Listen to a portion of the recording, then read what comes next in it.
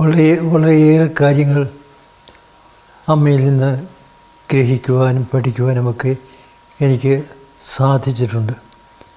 ഒരു നല്ല അമ്മയെ ദൈവം എനിക്ക് തന്നതിന് ഞാൻ എന്നും നന്ദിയുള്ളവനാണ്. എനിക്ക് തോന്നുന്നത് നമ്മുടെ ജീവിതത്തിൽ ഏറ്റവും വലിയ വ്യത്യാസം വരുത്തുന്നത് അമ്മയാണ്. ഒരു നല്ല അമ്മയുണ്ടെങ്കിൽ നമ്മൾ വളരെ ഭാഗ്യമുള്ളവരായി. അതുകൊണ്ട് തന്നെയാണ് യേശു കുരിശിൽ വെച്ച് തൻ്റെ സ്വന്തം അമ്മയെ നമുക്ക് അമ്മയായി തരുന്നത്. എൻ്റെ അമ്മയെക്കുറിച്ച് എനിക്ക് അനേകം ഓർമ്മകളുണ്ട്. വളരെ സ്നേഹമുള്ള അനുഭവങ്ങൾ. ഞാനൊരു സംഭവം ഓർക്കുകയാണ്. എനിക്ക് ആലുവ സെമിനാരിൽ പഠിച്ചുകൊണ്ടിരിക്കുമ്പോൾ വൈദിക വസ്ത്രം കിട്ടി. അന്ന് പഠിക്കാൻ തുടങ്ങുമ്പോഴേ വൈദിക വസ്ത്രം കിട്ടുന്നൊരു കാലഘട്ടമായിരുന്നു. അത് കിട്ടുക എല്ലാവർക്കും ശമാശന്മാർക്കൊക്കെ വലിയ സന്തോഷമായിരുന്നു. പക്ഷേ ഇന്നത്തെ പോലുള്ള കമ്മ്യൂണിക്കേഷൻസ് മീഡിയ ഒന്നുമില്ലല്ലോ. വൈദിക വസ്ത്രം സ്വീകരിച്ചതിൻ്റെ ഒരു ഫോട്ടോ എടുക്കുകയോ അത് വീട്ടിലേക്ക് അയച്ചു കൊടുക്കുകയോ അങ്ങനെയുള്ള സമ്പ്രദായങ്ങളൊന്നും അന്നില്ല. ഇന്നിപ്പം അതെല്ലാം വളരെ സുലഭമാണ്. ഈ വൈദിക വസ്ത്രം സ്വീകരിച്ചു കഴിഞ്ഞിട്ട് പിന്നെ 4-5 മാസം കഴിഞ്ഞാണ് വീട്ടിൽ വരുന്നതും വീട്ടിലുള്ളവർക്ക് വൈദിക വസ്ത്രധാരിയായി എന്നെ കാണാൻ സാധിക്കുന്നതും. അപ്പോൾ ഈ 4-5 മാസം കഴിഞ്ഞ് ഞാൻ പുതിയതായിട്ട് ഈ വൈദിക വസ്ത്രം ധരിച്ചുകൊണ്ട് വീട്ടിലേക്ക് വരികയാണ്. ഞാൻ ഇപ്പോഴും സംഭവം ഓർക്കുകയാണ്. ഞങ്ങളുടെ പറമ്പിലേക്ക് ഒരു ചെറിയ റബ്ബർ തോട്ടമാണ്. അതിലേക്ക് ഞാൻ അവിടെ പ്രവേശിക്കാൻ തുടങ്ങുമ്പോൾ അതാ നിൽക്കുന്നു അമ്മ. അമ്മ പെട്ടെന്ന് എന്നെ കണ്ടു. ആദ്യമായിട്ട് വൈദിക വസ്ത്രത്തിൽ എന്നെ കാണുന്നതാണ്. എന്നെ കണ്ടപ്പോൾ വിറക് പെറുക്കുകയായിരുന്ന അമ്മ നിർനിമേഷയായി ഒരു നിമിഷം സ്തബ്ധയായി നിലകൊണ്ടു. എന്നിട്ട് കണ്ണീർ തൂകി. അത് ദുഃഖത്തിൻ്റെ കണ്ണീരല്ല, സന്തോഷത്തിൻ്റെ കണ്ണീര്. അമ്മയുടെ മുഖഭാവവും ഒക്കെ ഞാനിപ്പോഴും അതേപടി ഓർക്കുകയാണ്. എനിക്ക് വൈദിക വസ്ത്രം കിട്ടിയപ്പോൾ വലിയ സന്തോഷമായിരുന്നു. പക്ഷേ ഞാൻ ഓർക്കുകയാണ്, എന്നേക്കാൾ കൂടുതൽ സന്തോഷിച്ചത് എൻ്റെ അമ്മയായിരുന്നു. മക്കളുടെ ആ ഉന്നതിയിൽ സന്തോഷിക്കുകയാണ് മാതാപിതാക്കൾ, പ്രത്യേകിച്ച് അമ്മ. ഈ അമ്മയാണ് ആ പ്രാരംഭകാലത്ത് നമുക്ക് വേണ്ടി എല്ലാ ശിക്ഷണവും തരുന്നത്. നമുക്കൊത്തിരി മൂല്യങ്ങൾ നമ്മുടെ ജീവിതത്തെ അടിയുറപ്പിച്ച് നിർത്തുന്നത് നമ്മുടെ അമ്മമാരാണ്. ഞാനൊരിക്കൽ വീട്ടിൽ പോയപ്പോൾ വരാന്തയിൽ എനിക്കൊരു കൊച്ചുമുറിയുണ്ട്. അവിടെ ഇരിക്കുകയാണ്. വരുന്നതിൻ്റെ അടുത്ത് വരാന്തയിൽ കൂടെ അമ്മ നടന്നുകൊണ്ടിരിക്കുകയാണ്. അപ്പോൾ ഈ വരാന്തയിൽ നടക്കുമ്പോൾ ഭിത്തിയിൽ കുറേ രൂപങ്ങൾ വെച്ചിട്ടുണ്ട്. യോസേപ്പ് പിതാവിൻ്റെയും മാതാവിൻ്റെയും ഒക്കെ രൂപമാണ് വെച്ചിരിക്കുന്നത്. ഒരു രൂപം വളരെ പ്രത്യേകമായിട്ട് അലങ്കരിച്ച് വെച്ചിട്ടുണ്ട്. അതിനാണ് ഏറ്റവും പ്രധാനപ്പെട്ട സ്ഥാനം കൊടുത്തിരിക്കുന്നത്. അത് യേശുവിൻ്റെ രൂപമാണ്. അപ്പോൾ എൻ്റെ അമ്മ എൻ്റെ ജ്യേഷ്ഠൻ്റെ മകൻ ഒരു കൊച്ചു കുഞ്ഞിനെ എളിയിൽ വെച്ചുകൊണ്ട് അമ്മ ഈ വരാന്തിയിൽ കൂടി അങ്ങോട്ടും ഇങ്ങോട്ടും നടക്കുകയാണ്. പോകുന്ന വഴിക്ക് ഈ രൂപങ്ങളൊക്കെ കാണാം, ഭിത്തിയിൽ വെച്ച ചിത്രങ്ങൾ. പക്ഷേ തിരുഹൃദയത്തിൻ്റെ യേശുവിൻ്റെ ആ പടത്തിന് മുമ്പിൽ വരുമ്പോൾ അമ്മ അവിടെ നിൽക്കുന്നു. എന്നിട്ട് എളിയിലിരിക്കുന്ന കുഞ്ഞിനെ വിളിച്ചിട്ട് വരുന്നു, മോനെ ഈശോ. അമ്മയ്ക്കൊരു പ്രത്യേക ട്യൂണുണ്ട്. ആ ട്യൂണിൽ പരിചയപ്പെടുത്തുകയാണ് ഈ കുഞ്ഞിനെ ഈശോയെ. അമ്മ ഈശോ. അപ്പോൾ ഞാൻ ഈ കുഞ്ഞെന്താണ് എങ്ങനെയാണ് പ്രതികരിക്കാൻ പോകുന്നത്? മോനെ ഈശോ എന്ന് പറയുമ്പോൾ ഈ കുഞ്ഞ് അമ്മ നോക്കുന്ന ആ രൂപത്തിൽ ഈശോയുടെ തിരുഹൃദയത്തിലേക്ക് കുഞ്ഞും നോക്കുകയാണ്. ഇതൊക്കെ ഇങ്ങനെ അങ്ങോട്ട് ഇപ്പോൾ ഈ രൂപത്തിലേക്ക് നോക്കിക്കഴിഞ്ഞിട്ട് പിന്നെ ഈ കുഞ്ഞ് എങ്ങോട്ടാണ് നോക്കുന്നത് എന്ന് ഞാൻ ശ്രദ്ധിച്ചു. അപ്പോൾ മാത്രമല്ല പിന്നീടും കുഞ്ഞുങ്ങൾ ചെയ്യുന്നതാണ് എനിക്ക് മനസ്സിലായി. മോനെ ഈശോ എന്ന് പറഞ്ഞപ്പോൾ ഈശോയുടെ തിരുഹൃദയത്തെ ആ പടത്തിലേക്ക് നോക്കി.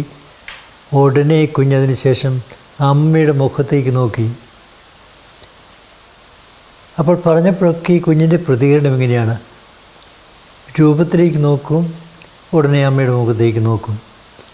ഞാനും നോക്കി അമ്മയുടെ മുഖത്തേക്ക്.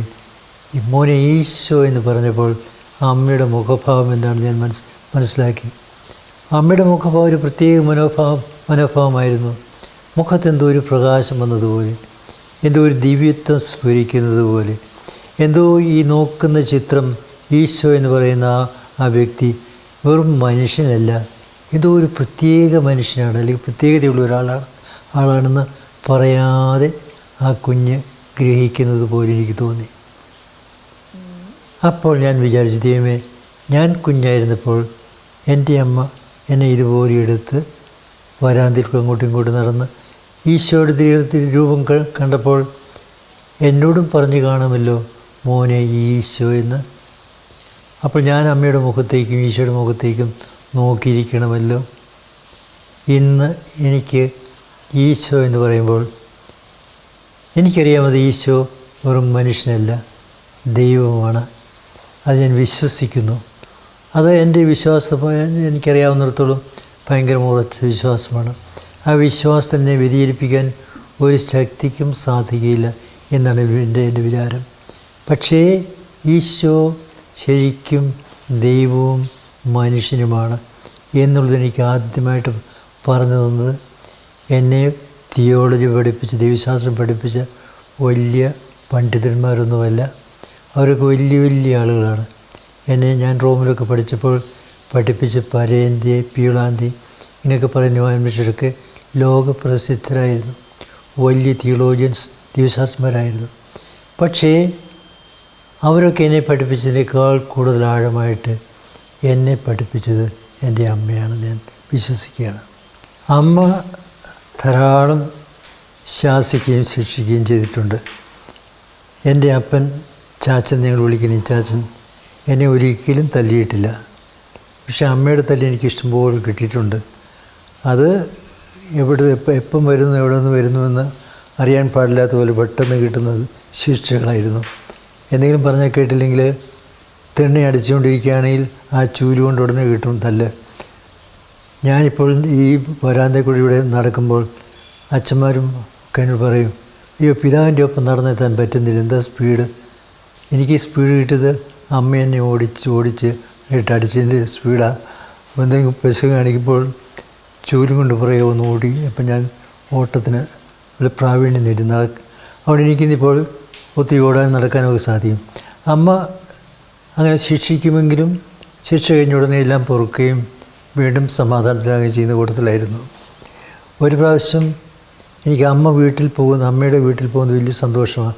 അവിടെ ഒത്തിരി പിള്ളേരൊക്കെ ഉണ്ട്, രസമാണ്. അവിടെ പോകുന്നത് ഇഷ്ടമായതുകൊണ്ട് അമ്മയോട് പറഞ്ഞു, അമ്മയെ ഞാനും കുഞ്ഞു പെങ്ങന്മാരും കൂടി വീട്ടിൽ പൊയ്ക്കോട്ടെ. വീട്ടിൽ പറഞ്ഞാൽ അമ്മ വിടാം, വീട്ടിൽ പൊയ്ക്കോട്ടെ. അമ്മ പറഞ്ഞു, പോടാ, വേഗം പോടാ. അപ്പോൾ വേഗം പോടാന്ന് പറഞ്ഞാൽ ആ പറഞ്ഞതിൻ്റെ ഈ ശരീരഭാഷയോ സ്വരത്തിൻ്റെ വ്യത്യാസങ്ങളോ ഒന്നും ഗ്രഹിക്കാതിരുന്ന് ഞാൻ അമ്മ വീട്ടിൽ പോകേണ്ട ആവേശം കൊണ്ട് 2 കുഞ്ഞു പെങ്ങന്മാരെയും കൊണ്ട് ഒരെണ്ണത്തിനെ എടുത്തുകൊണ്ട് വേണം പോകാൻ. അങ്ങനെ അവിടെ പോയി കഴിഞ്ഞപ്പോൾ അമ്മയ്ക്ക് മനസ്സിലായി പിള്ളേരെ കാണാനില്ല. ഉടനെ അന്വേഷിച്ചാരെയൊക്കെ പുറകെ വിട്ടു. ഞങ്ങൾ കണ്ടുപിടിച്ചു. ഞങ്ങൾ അമ്മ വീട്ടിലെത്തിയതേ ഉള്ളൂ. ഉടനെ അവിടെ തിരിച്ചിങ്ങോട്ട് വീട്ടിലേക്ക് തിരിച്ചു വന്നു കഴിഞ്ഞപ്പോൾ ഞങ്ങൾക്ക് കിട്ടിയ സ്വാഗതം കാണാതെ പോയ ആളിനെ തിരികെ കിട്ടിയ സന്തോഷമൊന്നുമല്ലായിരുന്നു. മുട്ടുകുത്താൻ പറഞ്ഞത് മുറ്റത്ത് മണലിൽ മുട്ടുകുത്തി അവിടെ മുട്ടുകുത്തി പ്രാർത്ഥിക്കുക. അരമണിക്കൂർ അവിടെ നിന്നിട്ടാണ് പിന്നെയാണ് മോചനം കിട്ടിയത്. അങ്ങനെ അമ്മ ശിക്ഷിക്കുമായിരുന്നു. എന്തെങ്കിലും പ്രശ്നം വരുമ്പോൾ ഒക്കെ ശാസന ശിക്ഷണയൊക്കെ തരും. പക്ഷേ അതൊക്കെ ഇപ്പോൾ ഓർക്കുമ്പോൾ ഒത്തിരി സന്തോഷം തോന്നുന്നില്ലാതെ യാതൊരു പിണക്കവും തോന്നില്ല. അമ്മയ്ക്കും പിണക്കമില്ല, എനിക്കും പിണക്കമില്ല. അങ്ങനെയൊക്കെയായിരുന്നു അമ്മ.